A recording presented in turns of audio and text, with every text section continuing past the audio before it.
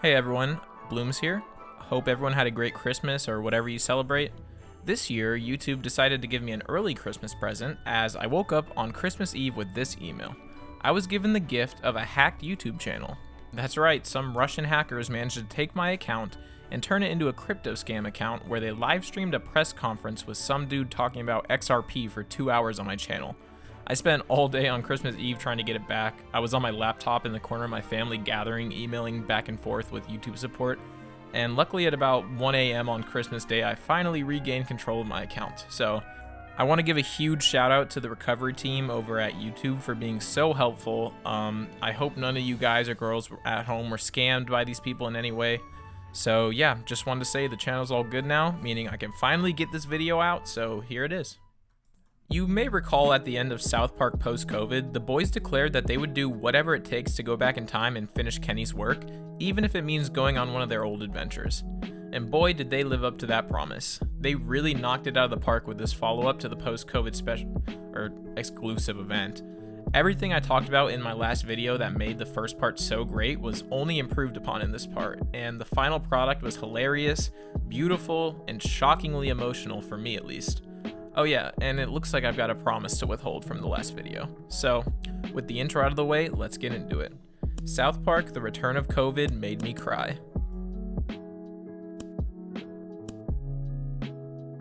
The special kicks off where we left off. Of course, we're in the future, so that means... Oh wait a minute, this isn't the future, this is the past. The boys are still kids, and this is before the pandemic had ruined all of our lives. The boys are in the process of planning a scheme to get courtside tickets to the Nuggets game. When it's revealed that the school will be closing for 2 weeks due to a little virus, it shouldn't be a big deal or anything. We follow Stan as his already poor mental state gets worse and worse throughout the course of the lockdowns. It includes Stan from the future narrating, explaining his recurring dream in which he relives the pandemic in its entirety and all the horrors that came with it. However, the dream is now reality, as the recent outbreak in South Park means the pandemic has started all over again. This means, of course, more lockdowns, this time only a brief 20 to 30 year lockdown, so no big deal. Randy is now a fugitive after escaping the retirement home because, you know, it's the future and an old person out on their own is highly dangerous. He's doing whatever he can to avoid going back to the home because he believes he has the tool to save the future, the last sprout of Tegrity. He's almost captured, but is saved in the nick of time by Token, who for some reason is like a karate expert now. Like, I know he's supposed to be law enforcement of some sort, but apparently he's also mastered the crane technique in his spare time. I don't know. Anyways, back at the lab, the kids, okay, I know they're adults, but for convenience sake, I'm just gonna call them the kids because it's easier. But they discover they need to get access to Kenny's equipment, and the only way to do that is through voice recognition software that can only be activated by 2 people, Kenny or Victor Chouse. Obviously, Kenny is out of the question, so Stan and Kyle rush to the asylum to find Victor Chouse. And by rush, I mean Stan sits in his car arguing with Alexa for nearly a minute and a half before they can leave. And by the way, there's a tankless humidifier available from one of your favorite sellers. Would you like to know more? They do make it to the asylum eventually, and what they find there is a horror beyond their comprehension.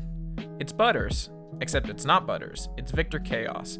Butters has developed the personality of your classic salesman, who specializes in a type of trading that is all the rage right now, NFTs. It's revealed that Butters was left grounded in his room for 16 years, where over time he mastered the art of shilling NFTs to those naive enough to believe that a virtual picture is a good investment. The way they talk about NFTs throughout the episode shows that the creators don't really feel too strongly about them in any way, as they point out the fact that obviously most people in the NFT space right now are using them more just to take advantage of a new, highly unregulated system rather than truly believing in said system. However, it also feels like they recognize that there could be some kind of a use for them in the future, so they don't go too hard on them. Butters has become such an expert at selling NFTs, it's become almost supernatural. He's able to practically brainwash anyone who gives him 30 seconds of their time into spending their life savings on an image of a green panda bear on a skateboard. It's so funny to see the effect he has on people as the boys are following the path of destruction left behind him. Butters in this episode is so awesome. It really lived up to the hype they built up by leaving his appearance as a cliffhanger. I love how they make him a villain and give him an origin story and everything. It's pretty funny that he inadvertently became the supervillain his younger self was always trying to be. Also, the fact that he no longer identifies with the name Butters, since in his mind, I think Butters was a twerpy little loser kid whose parents didn't love him. My name's Vic. Vic Chaos. it's a sad reminder of how Butters has always been treated throughout the show, constantly getting bullied and manipulated by everyone around him. For the most part, however, it seems like he's not taking that from anyone anymore, and he's a changed man. That is until a certain someone comes looking for him. Oh, hamburgers.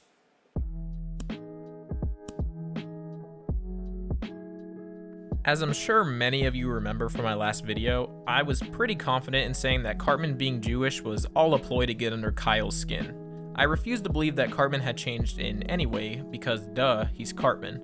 I was so confident, in fact, that I wagered my own $20, promising it to one random commenter who included the word shalom in their comment. Well, it looks like I owe someone $20 because I'll be the first to admit that I was wrong. Cartman was in fact being genuine. His main goal throughout this episode is to stop the other kids from going back in time, as he believes if they change the past, it could ruin his happy family life.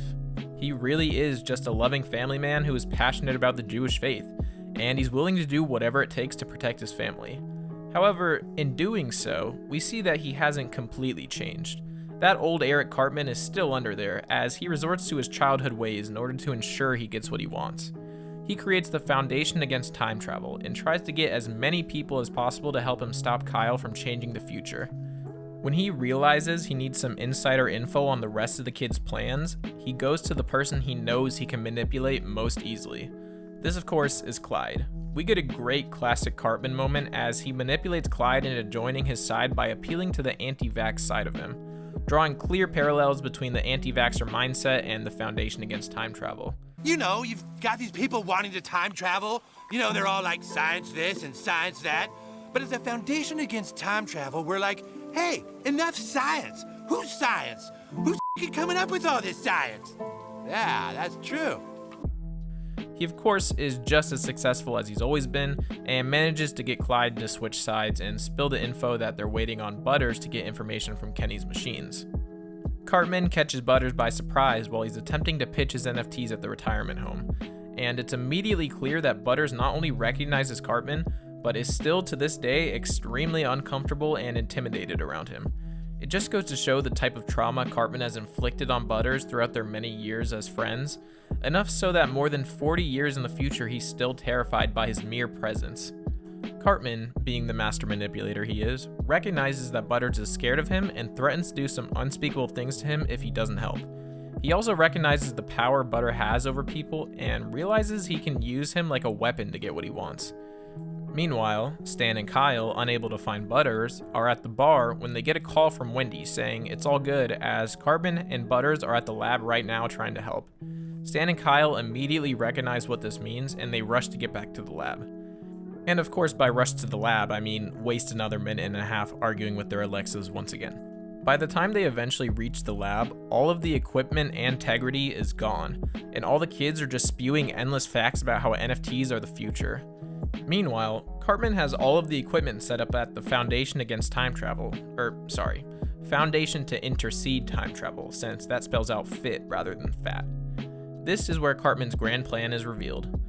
They're going to go back in time and kill Kyle to stop him from going back in time and changing things. This is a pretty funny reference to Cartman's character, as many of Cartman's plans throughout the show have had the same method of fixing things. Just kill Kyle and it'll fix everything. When Scott points out the hypocrisy and immorality of Cartman's entire plan, he expertly manipulates him into believing it's for the greater good. Morality? Father, if you were given an opportunity to go back in time and somehow stop Bill Clinton, wouldn't you have to do it? Back at the lab, when it's revealed that Tegrity Weed wasn't actually an important part of Kenny's plan, Stan goes to comfort his father. They have an emotionally charged conversation with Randy forgiving Stan for killing his sister. The scene is surprisingly effective in its methods as, like in the previous episode, it feels extremely real. It's coming from a man that, though he still feels he did nothing wrong, he's able to put aside his anger towards his son and forgive him. The fact that he still feels like he did nothing wrong shows that his character will probably never change, but his heart did, and that is precisely what makes this scene so real. Humans are inherently complicated creatures, and sometimes you can't just change who you are, but you can change how you react, and this is a theme that we will see a lot through the final act of this special. Randy gifts Stan the last bit of integrity that they didn't find, which Stan accepts. Don't worry, this won't be important at all later on. Meanwhile, Cartman convinces Clyde that he needs to be the one to go back in time and kill Kyle, once again appealing to his anti-vax beliefs to get him to do so. Because I admire you, Clyde.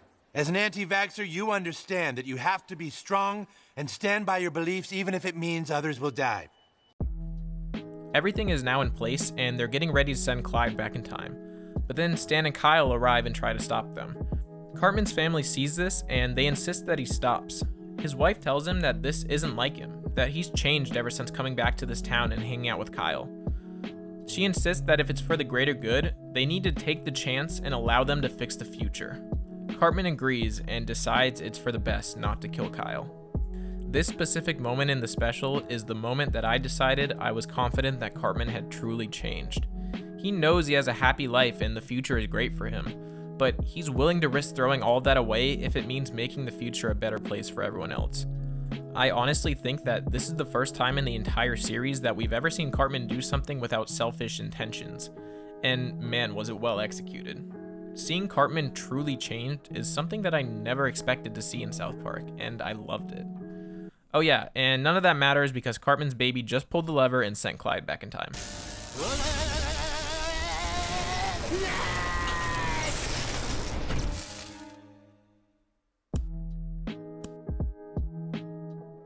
Now, we're back in the past, and Clyde is making his way to the bridge to kill Kyle. Stan and Kyle make it too, and inform Clyde that this is no longer the plan. Clyde doesn't care and tries to kill Kyle anyways, only to be shot and killed by Cartman himself. So, they stop Kyle from dying, but they realize nothing has changed, as if they had changed the past, they would no longer exist. They come to the conclusion that if they can't change the past since COVID happens in every possible timeline, they can change something else. The way they reacted to COVID. They now know what they have to do. They end up going through with the scheme that they came up with at the beginning of the episode to get courtside tickets at the Nuggets game, where they apologize to each other for how they reacted during the pandemic. Meanwhile, Stan gifts Randy the last piece of integrity, along with a note saying how much he loves him. As it turns out, integrity is exactly what everyone needed, as it allows everyone to cut each other some slack. This is followed by a montage set to Kelly Clarkson's I Forgive You of everyone just cutting each other some slack, forgiving each other for how they acted during the pandemic. Even LeBron James realizes that Space Jam 2 is a bad idea and quits right there. And all of this forgiving inevitably makes the future a much brighter place. I love the message that they're trying to get across here. They're basically saying, look, the pandemic happened and there's nothing we can do about that, but let's all just give each other a break. These were unprecedented times and no one knew how to react, so let's all just chill. It really shows that my video on the vaccination special aged well, as my main sentiment in that video was that going back to normal after the pandemic was impossible because the pandemic happened and there is no normal to return to. They basically take this idea and put a positive spin on it, and man, is it a great message. Now, let's take a look at the new and improved future, or as I like to call it, Future Plus Max. The future is looking bright for everyone. Ike made it home for the holidays. I realize I forgot to mention that Ike is in this special, but yeah, I'm very happy to see Ike. Stan just got back from colonizing Mars as part of the Space Force, and he has a really good relationship with Kyle, who's living a happy Jewish lifestyle with 2 kids that call Stan uncle. Sharon and Shelley are still alive, Kenny is alive and just won the Nobel Prize, Jimmy is allowed to do actual comedy now, Wendy made it back from Harvard and hints at a future relationship with Stan, and Butters is the manager of the Denny's Applebee's Max and loves doing a job that pays actual money. Then there's Cartman, who is a homeless alcoholic. While this is clearly a fitting ending for Cartman, this scene hit really hard when I first saw it, as they somehow managed to make me feel sympathetic towards Cartman. More than anything, this hurt because we saw what could have been of Cartman, as a truly reformed man with a loving wife and kids. And while I know that this is the ending Cartman truly deserves, it's hard to remember that he deserves it knowing it could be different.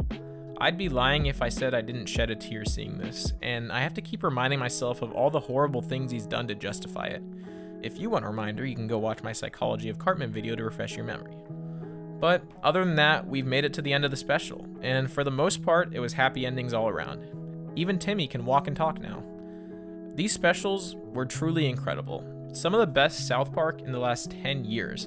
Everything from the comedy to storytelling and even the animation was just beautifully executed.